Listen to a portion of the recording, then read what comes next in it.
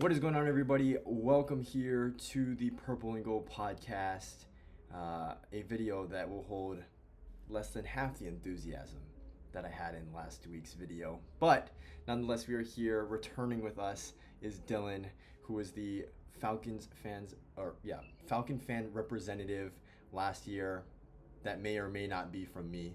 And last year, much different story for us Vikings fans, but this year the Falcons got the better of us. Look, through and through, this was a terrible performance and the worst performance that we have seen with Kevin O'Connell as the offensive play caller. So this was a tough one to watch because we have literally never seen an offensive game like this from the Vikings under Kevin O'Connell's coaching. But as I had mentioned in last week's video, I think what we saw from J.J. McCarthy last week shows a lot of promise of what he can be. But I also mentioned that this was going to be a quarterback that was going to go through his fair share of ups and downs. And today was the lowest of lows. And let's hope that he doesn't remain or ever get back to this point. But again, it's all part of the process. And the only way he's going to get better is if he gets live snaps. I think he has the mental preparation from sitting out last year. And now it's up to him to catch up to speed in terms of the NFL game. But, we just saw slow processing and running into sacks, the whole 9 yards, right? And so I think we have to continue to be patient with J.J. McCarthy because, again, one of the big knocks on him was he didn't throw the ball much at Michigan.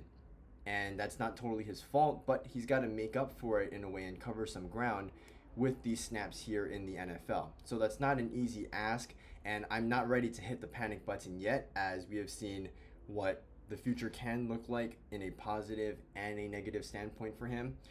But again, there's an entire game to talk about. So I don't know, Dylan, what do you think are the biggest takeaways for the Vikings as a team today?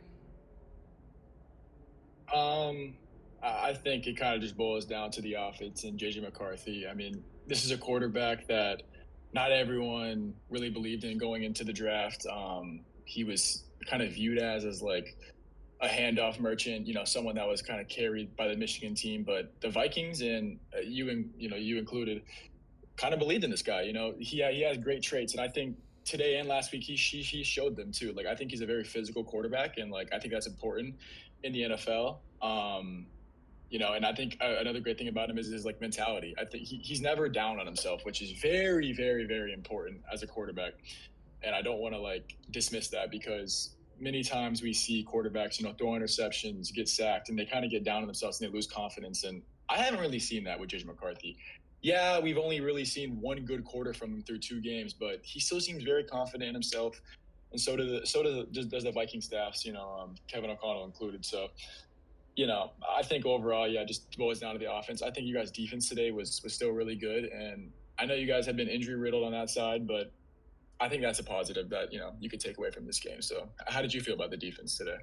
Oh, man, Vikings defense. I mean, look, this is a unit that I was very confident about heading into this year because it was a good unit last year and it got even better. And I think they showed it again today. There were so many times where you felt like this defense might just crack open. And it was highly likely the way that Bijan was running it. And that's not just against this Vikings defense. Bijan has been doing this. And he just hasn't been getting full recognition for it because the Falcons haven't had general success as a team recently. But he's been doing this. And his running ability and his catching ability cannot be understated enough. In a few years, he will be the best running back in the league. I mean, and it's possible that this year he could claim that title as well. But for the Vikings to give up, I mean, really, they did not give up a touchdown. I know they did at the end, but the Vikings let them score. Nobody tried on that play. Very, very obvious. And, who's to say that the Falcons don't score? But my point is that when they were going a full 110%, the Falcons just could not finish a drive. And there were so many times, turnovers and turnover on downs. Those were 2 scenarios where the Vikings were kind of already in their own portion of the field and kind of had their backs against the wall from the start. So I love what I saw from the defense, despite having guys like Okuda and Van Ginkel out, who are normal starters on this team. A lot of promise, a lot of promise. But in terms of the injuries that you brought up, like having Ryan Kelly go down with a concussion, like that was huge because it just seemed like communication kind of faltered after that. I mean, one of the biggest plays of the game, that strip sack, happens after Kelly is gone, and Brian O'Neill just completely disregards a free edge rusher, right? And then Justin School goes down, who's already the backup to Darisaw. He goes down, and then Walter Rouse has to come in.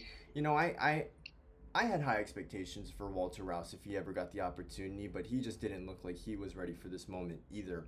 So that definitely played a part in it. But again, like Dylan said, like the defense is living up to what it was advertised to be this offseason. Those additions are making a huge improvement to this defense. Guys like Eric Wilson, I mean, he's coming out of nowhere and is still continuing to come up with big plays. Today, the most notable one, the punch out, but that interior presence is being felt, and it allows this defense to bend but not break on many occasions. We've seen that the first 2 weeks. I don't want to completely discredit everything that the Falcons did today because the Falcons, they did end up winning. Now, I don't want to discredit this. I'm talking to you, right? More so. Because I just feel like the Vikings looked more terribly than the Falcons did look good, if that makes sense. Oh yeah, no, yeah. I think, great win defensively. This is probably the best defensive performance I've seen from the Falcons in the past like 5 years, maybe even further than that. Being able to get the pressure that we got today is a sight that you never see as a Falcons fan. Never. We have a 60% pressure rate through 2 games so far, and it's only 2 games, but through 2 games so far in the NFL season, it is the highest pressure rate that we have ever had, ever. Like that is crazy, and that just really kind of boils down to, I think, the rookie draft picks. The Falcons recently, like I have stated, haven't really been able to, kind of get a lot of pressure up on the defensive line. And they went out this draft and they addressed that. They drafted Jalen Walker and they traded up for James Pierce. And these are the moves that, they made that where we needed to see this kind of outcome. You know what I'm saying? And tonight we saw it. And this isn't just the rookies on the D-line too. I'm talking about Billy Bowman and Xavier Watts, who have looked honestly incredible tonight. The Billy Bowman first interception, insane play, and I don't want to kind of make it seem like I'm trashing on McCarthy and the route and everything, but I mean I think you can agree to it was a great interception. Yeah. And well, I think by the way, it's the second week in a row that JJ McCarthy throws an interception on a comeback route, so maybe we need to switch something up there. Yeah. But yeah, continue. Yeah, maybe we need to switch that up. But and these rookies are really starting to step up, and we're seeing that. We're seeing that in the defensive success. Only giving up 6 points tonight. And it's just amazing to see. I don't remember the last time that we really won a game because of the defense, because that's kind of what it was. And that kind of leads into my problem, which I know it was a great game, but the play calling tonight was atrocious. It was absolutely atrocious. And I'm going to give credit to the Vikings defense. I think they're one of the better defenses in the NFL.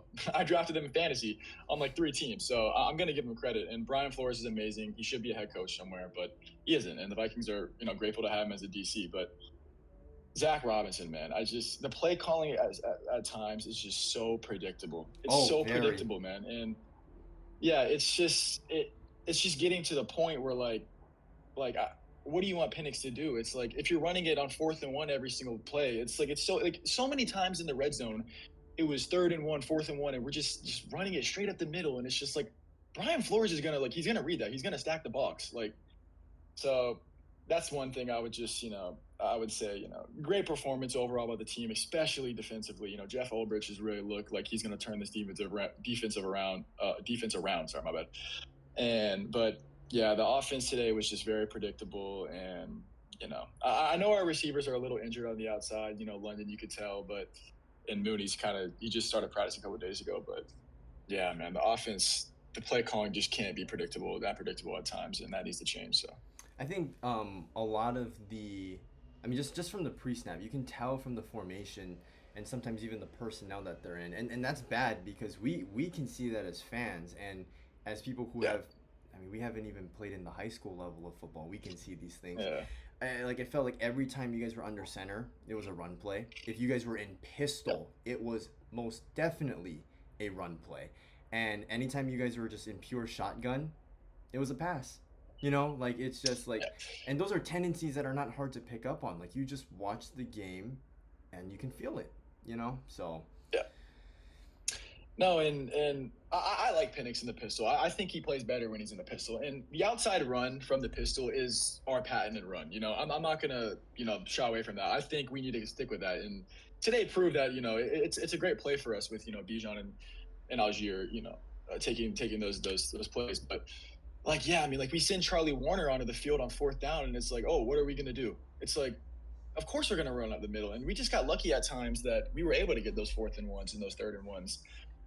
So I just hope that we can really stop being so predictable on the offensive side. But I did want to talk about Bijan.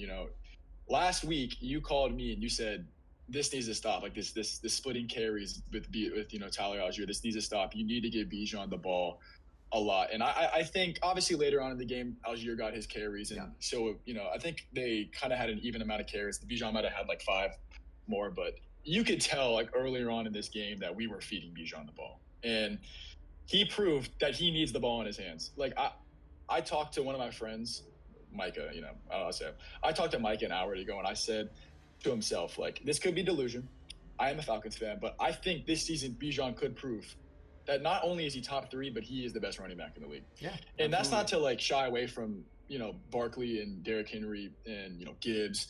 Those running backs are great, but Bijan's special, man. Like he like the speed that he moves at with his elusiveness and his cuts, and it's not even just that. Like I think you saw it tonight. His contact balance as a running back that is so elusive and has that kind of speed, you don't see that. And Barkley said it himself in the top 100 video that Bijan is that guy. And when the best running back in the league is saying that, he's going to be special. So I mean, what did you think of Bijan's performance? No, I mean, look, this is a good defense, and he averaged about 10 yards a carry. And I think you saw how important he is also to this passing game because this is a guy, I mean, like, if you want to make a comparison, and it's hard to compare him to somebody else, but let's go with Ashton Genty at Boise State last year, right? This is a guy where like every time he touches the ball, he's going to make someone miss. The only difference between these two guys is that one of them is doing it in the NFL at a high level. And so what Bijan already is, and I think what he still has, or what he still can be, it's scary. It's scary to think about. But yeah, I mean, I'm going to reiterate the same things that we talked about last week that you already mentioned.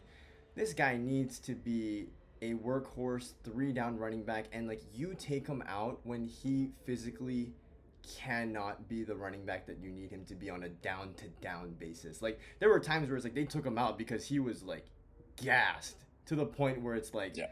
he can't give it his all out there. And unless that Yeah. happens, he should be on the field every single play because you just never know what he's going to do with the ball in his hands. And all in a positive way, of course. So I think Bijan, like, we're talking about it, like, he can be the best running back this year. I don't think it's crazy if we finish this year off, and he is, because I think as much as we're hyped about Penix and London, I think Bijan is the heart and soul that this offense runs through. Like, you will not feel as much of a difference if anyone else is removed from this offense compared to Bijan Robinson. So No, I agree. I agree, and it's just amazing to see because we all knew that he had this talent and he was this type of player, and he had the controversy that he was taken at 8 and was that too high, and especially with Algier having the 1,000-yard year before. But if you truly watch the tape, yeah, he's that guy. he is. You knew that if you just give him the ball, he's gonna make plays. And as a Falcons fan who watches every single game, this is definitely his best performance so far in his career. I know he didn't reach the end zone today, but I mean he had 150 yards and like 20 carries, like just kind of getting whatever he wants today. And like you said, in the receiving end, there were times where he would run the ball twice and then they would throw a check down to him, Yeah. to get the first down, and like that's what he should be. And one more piece I want to talk about the Falcons offense is Kyle Pitts. And I know like statistically he didn't have a great day, but from watching the games, I can tell like this year is different. I know we make like this joke consistently, but you can see the pop. Like it's just at the end of the day, it boils down to effort. You can tell he's giving more effort in his reps, whether it's blocking or receiving. And it's just a great sight to see because, this is a guy that was, taken fourth overall, which was the highest ever by a tight end. And, was he taken higher than he should have been? Yeah, of course. But it's good to see him kind of gain his confidence back a little bit. I know, like, statistically, like, if you look at it, it wasn't great, but, you watch the game, you can tell No, I on the field. agree, So, and I think what it comes down to is like, it seems to me like it just depends on how much belief he has in his quarterback, and his effort matches that. Because I think in his first year, like, hey, yeah, Matt Ryan was not the MVP quarterback that he used to be, but we knew Matt Ryan was going to be able to read the field, dish the ball out, and facilitate at a relatively high level still. Um, his best years obviously were in Atlanta, and obviously what happened after that wasn't as good. But in that final year, he got Kyle Pitts to be 1,000 yard receiver, and like that's we knew that that yeah, wasn't out of the realm of possibility too, with the amount of hype that he was garnering entering that draft. But then you get Mariota, then you get Ritter, then you get Kirk Cousins, and you can kind of understand why he doesn't believe in those guys, and why after a while he's like, you know what, like I know how good I am, and if I'm not getting the ball, then I don't care.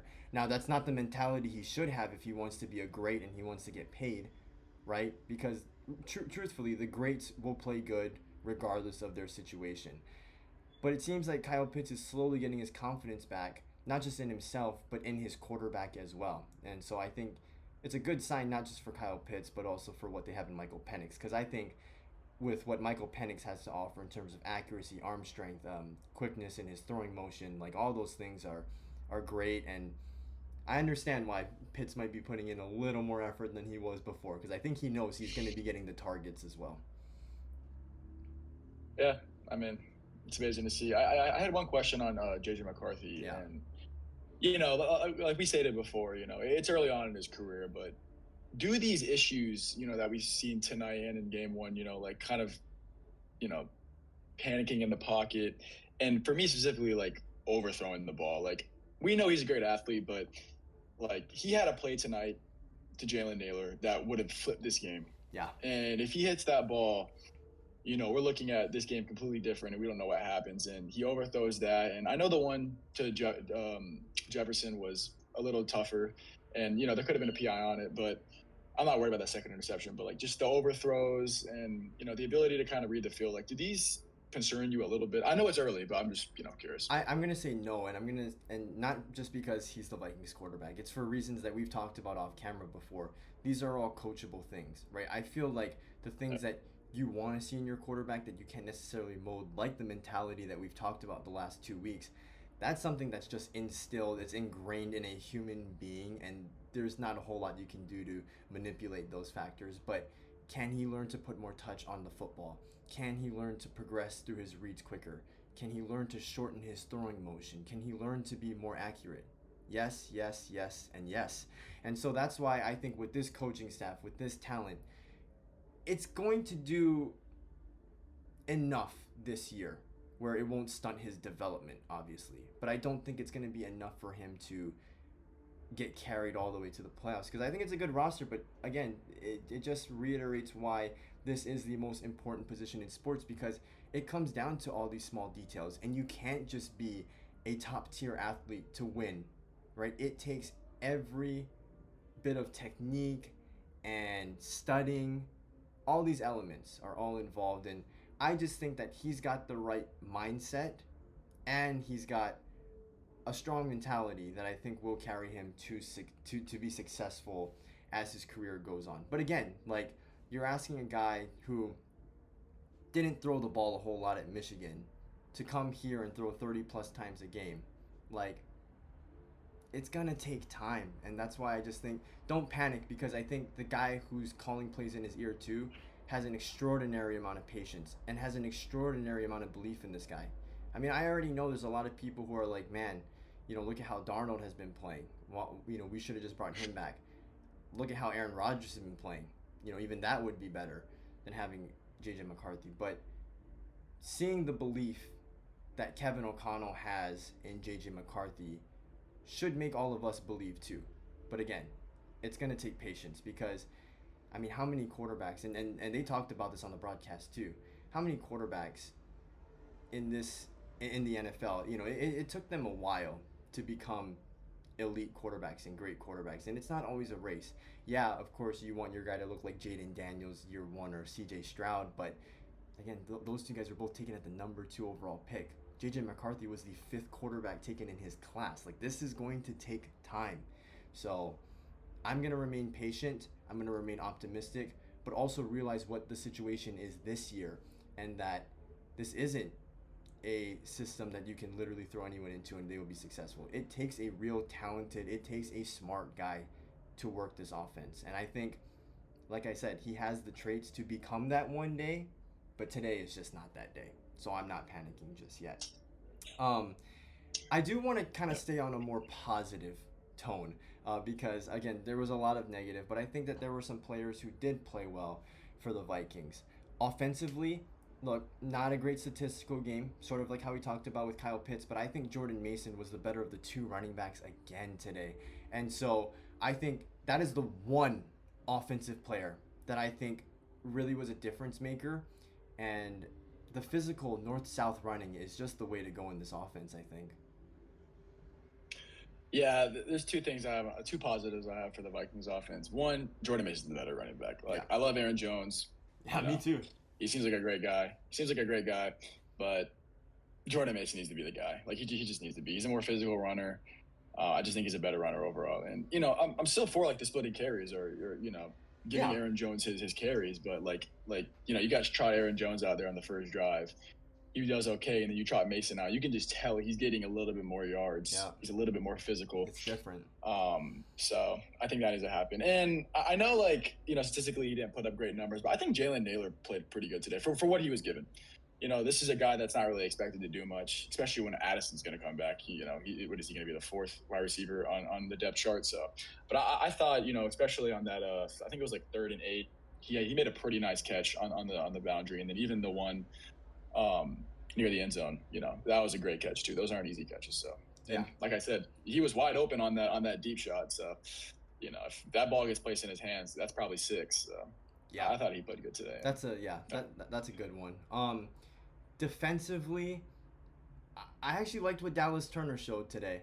I think Dallas Turner, okay, we expect him to be this explosive edge rusher off the end, but the thing that I've been most impressed with through 2 weeks so far is just his physicality in the run game, because last year he was not physical enough on the edge, was not setting the edge, and guys were just running outside. And this year he has really just bulked up, it looks like, and has really found his technique in the run game, where he's becoming a really prominent run stuffer on the boundary for this team. So, and he also got a sack today. So I really liked what I saw, because, again, he's still more or less on a limited snap count when Van Ginkel is healthy. And they have had more packages to put all 3 of those outside linebackers on the field. But he got his opportunity today. He got a sack. He continued to be proficient in the run game. So I like what I saw out of Dallas Turner. Like, he made the most of his opportunity today. No, yeah, I agree. Dallas Turner definitely looked like, the pick he was taking at today, and especially with the sack. Originally he wasn't there, and then he was, and you just like to see that in the backfield, especially with, edge rushers. But I think, obviously, it's kind of an obvious pick, but Eric Wilson played great today. Yeah. He was able to, force a fumble on one of the more physical receivers in the NFL, and it was, at the time, it was a really great play because, offensively, you guys had nothing going. We were kind of driving. Drake London had like a 25-yard reception up to that point, and then he punches it out. And I know offensively, you guys didn't find your motion, but I thought he played. He was kind of everywhere today. So yeah. Did you guys sign him this year? Or? Yeah. Well, Eric Wilson was on the team from before. He just had a stint with the Packers and then came back here. So, and he was supposed to just be a special teams guy. Like, he's been really good in the special teams phase, especially at Green Bay. And then, when he would get his opportunities on defense too, I thought he was solid. But, what he's doing here, I don't think anyone could have predicted. And we're not really feeling the effects of losing Cashman as much as I thought we would. And I think other Vikings fans would say the same thing. It's going to make the case for him to get more snaps even when Cashman is back. So it's going to be interesting to see how they handle that situation. The final thing that I want to talk about, and it relates to both the Vikings and the Falcons, this is a feel-good story for John Parker Romo. Okay, and I know you might not be as familiar with him, but this is a guy that we signed from the UFL last offseason. It was a very competitive kicking competition between him and Will Reichard, but they liked Reichard enough to use a 6th-round draft pick on him. So unless Reichard looked terrible in last year's training camp, they weren't going to get rid of him. But we saw Parker Romo kick for us through that 4-week stretch when Reichard was having that quad injury last year, and went 11 for 12 and won us that Jaguars game too. And so I knew that this was a good kicker, and it was surprising to me that when the Patriots had him last year, they didn't just keep him around with all of their kicking problems. I was surprised that the 49ers didn't try him out with all the problems that they had with Moody. Now they've gone with Pinheiro. But today, Parker Romo showed why he deserves to be in the NFL and be one of the 32 kickers suiting up on Sundays. And I felt like I would have been confident with him as our kicker even throughout the season if Will Reichard couldn't play. And so I was really happy to see him get the opportunity, even though 15 points, he did use that against us and it ended up beating us. But he deserves the opportunity. There's just not a lot of spaces for kickers in the league. Again, there's only 32. And I think he has just been an underrated guy. And I think he proved it today and stepped up to the moment and made the most of it. So, Younghoe Koo, you're out. John Parker Romo is here to stay. Yeah, I think that's the biggest story. Younghoe Koo time is probably up. And it's sad because we kind of saw, what happened week 1. This started last year, where his struggles were kind of happening, and we decided not to cut him during the season, and then now he gets his guaranteed money. So, sucks in that aspect, but we signed Parker Romo over the week, and he showed up today, man. The first one was a little shaky, but after that, I think the 54-yarder proved that he's gonna be our guy moving forward. And Koo, sadly, he was a legend for a couple years in Atlanta, but sadly, his time's gonna be coming to an end. And the post game interview was hilarious, by the way, where he didn't know Leonard Floyd. I don't know if you saw that clip. Parker Romo didn't know Leonard Floyd and was like, "Oh, nice to meet you." That just shows you how quickly this guy is just gotten to the team, and he's already doing this for us. So I mean, offensively, probably the best player tonight. So yeah. Yeah. Okay. Well, next week the Vikings have the Bengals against Jake Browning, the former Minnesota Viking, who beat us in our last matchup with the Bengals when it was the battle of the backups between Nick Mullins and Jake Browning. Look, I'm not going to lie to you guys, not feeling super confident, especially after the way that this team looked today. And then they're going to have to go up against Trey Hendrickson. Hell, if Darisaul's not back next week, we're screwed.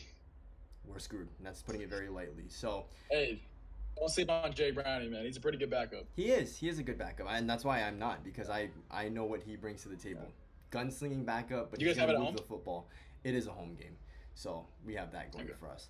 Oh, by the way, I mean, whoever's watching this, you're a Vikings fan, you know this, but man, I gotta say, the Vikings fan showed up tonight, man. That first drive where we couldn't get a play call off, and then we had a false start. There needs to be more primetime games in Minnesota, man. That fan base is always there, and I like to see it because the Falcons fan base, sadly, we don't really show up for a lot of home games, so it's cool to see a stadium really get that loud. And I know the performance wasn't there tonight, but the fan base was. So I got 3 words for that: what a waste. But anyway, thanks for watching this video. Hit the like button, subscribe for more reactions to the games, and until next week, we will see you guys all later. Peace.